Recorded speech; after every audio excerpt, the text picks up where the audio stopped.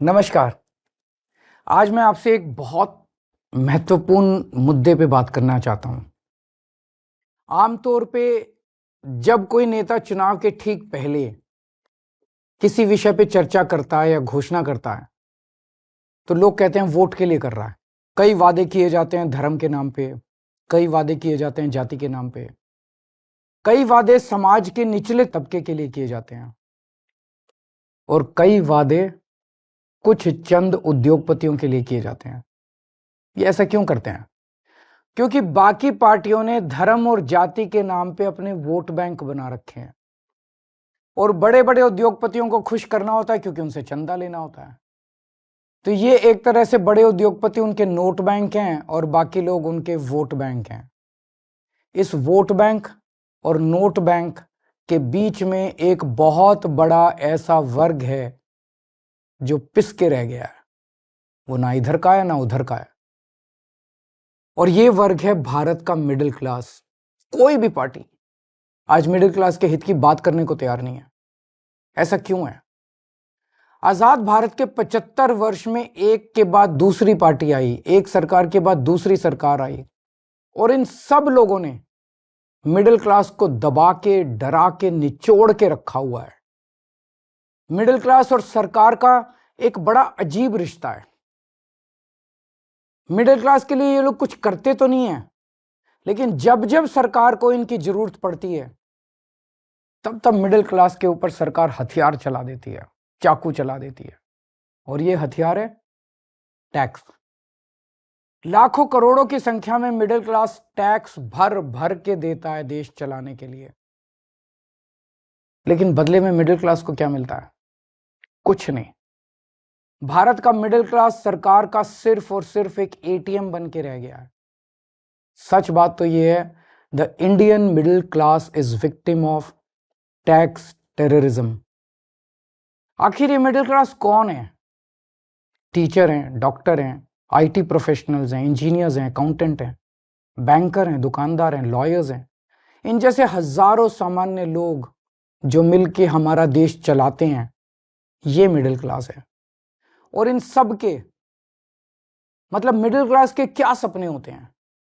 उनके कोई बहुत बड़े सपने नहीं है। वो अपने लिए एक अच्छी नौकरी या बिजनेस चाहते हैं, एक अपना घर चाहते हैं, बच्चों के लिए अच्छी शिक्षा चाहते हैं। ये सब चाहते हैं कि उनका परिवार हमेशा स्वस्थ रहे, सुरक्षित रहे। इन सब को पूरा करने के लिए एक आम आदमी, एक मिडिल क्लास का आदमी अपनी पूरी जिंदगी दिन रात मेहनत करता है और बस यही उम्मीद करता है कि उसे सरकार से कुछ थोड़ी सी मदद मिल जाए। लेकिन सच क्या है? आज अधिकतर सरकारें ना उनके लिए अच्छे स्कूल बना रही हैं, ना उनके लिए अच्छे अस्पताल बना रही है, ना उनको रोजगार दे पा रही है और ना उन्हें सुरक्षा दे पा रही है, ना क्राइम को कंट्रोल कर पा रही है। सच्चाई है कि इस वर्ग को सबसे ज्यादा हमारे देश में परेशान किया जाता है और कोई देश नहीं है जहां मिडिल क्लास को इतना परेशान किया जाता हो।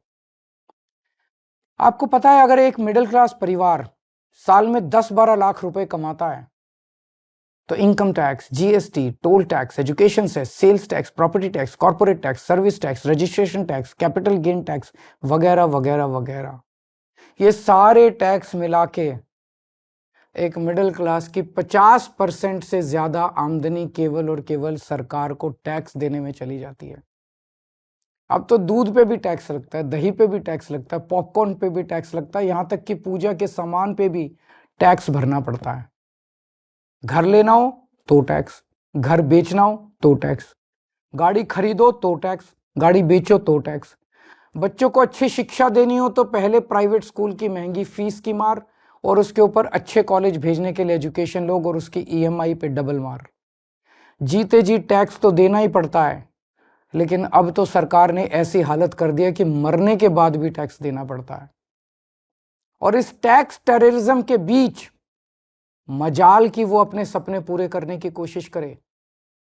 सच्चाई है कि आज एक यंग मिडिल क्लास कपल, शादीशुदा कपल, उसके लिए फैमिली प्लानिंग एक फाइनेंशियल डिसीजन बन गया है। जब वो बच्चा पैदा करते हैं तो पहले सोचते हैं, उनके मन में सब, क्या हम इस बच्चे की परवरिश अफोर्ड कर पाएंगे? कहां पहुंच गया हमारा समाज? यही सब परेशानियों की वजह से बहुत से लोग देश छोड़ के जा रहे हैं।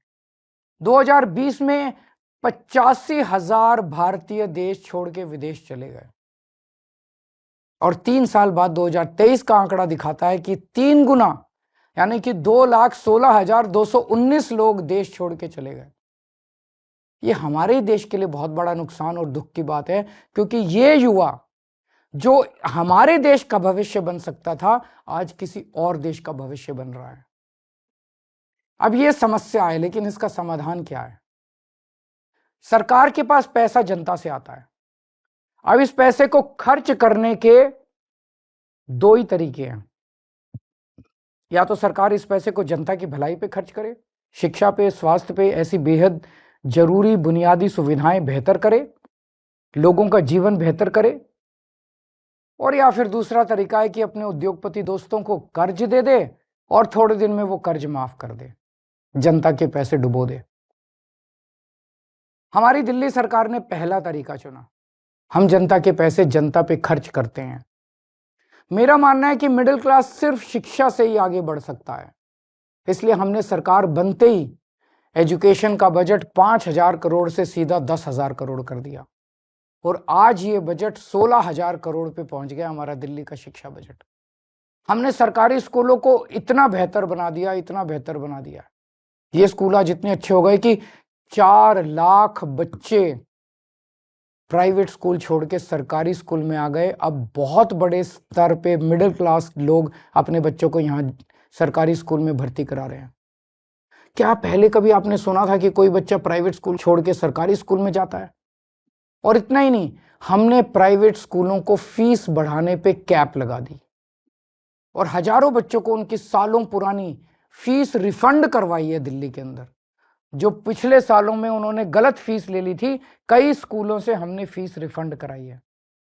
क्या आपने कभी एक आम आदमी को स्कूल के फीस का रिफंड मिलते हुए सुना है?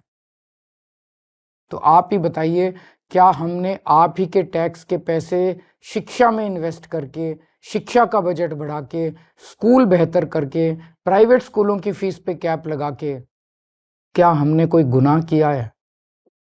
हमने मिडिल क्लास को महंगाई की मार से बचाने के लिए बिजली और पानी के बिल कम कर दिए। आज देश के सभी बड़े शहरों में सबसे सस्ती बिजली दिल्ली वालों को मिलती है। और इतना ही नहीं, हमने आपके टैक्स का पैसा इंफ्रास्ट्रक्चर में इन्वेस्ट करके पूरी दिल्ली में बिजली की सप्लाई 24 घंटे कर दी, जबकि 10 साल पहले दिल्ली में 8 से 10-10 घंटे के पावर कट लगते थे। ये करके मिडिल क्लास को अगर हमने थोड़ी सी राहत पहुंचाई है, तो क्या हमने कोई गुनाह किया है? हमने सरकारी अस्पताल बेहतर बनाए।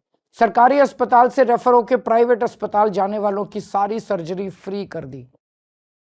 आपको जान के ताज्जुब होगा कि हमारे मोहल्ला क्लिनिक की सबसे ज्यादा डिमांड दिल्ली के मिडिल क्लास इलाकों से आती है।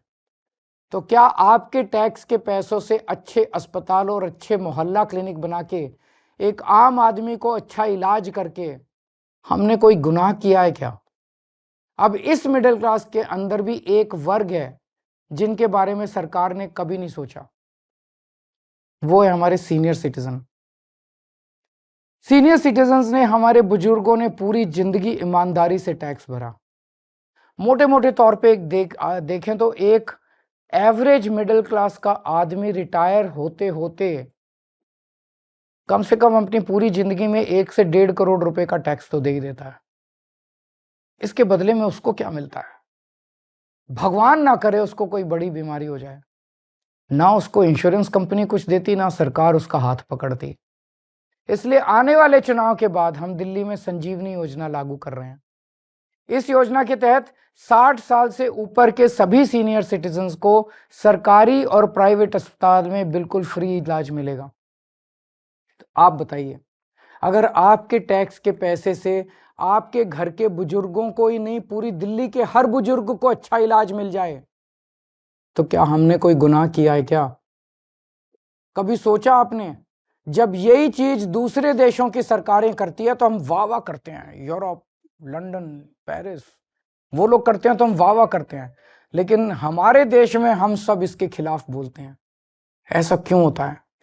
इसका कारण है कि सरकार ने मिडिल क्लास को एक तरह से मानसिक गुलाम बना दिया है।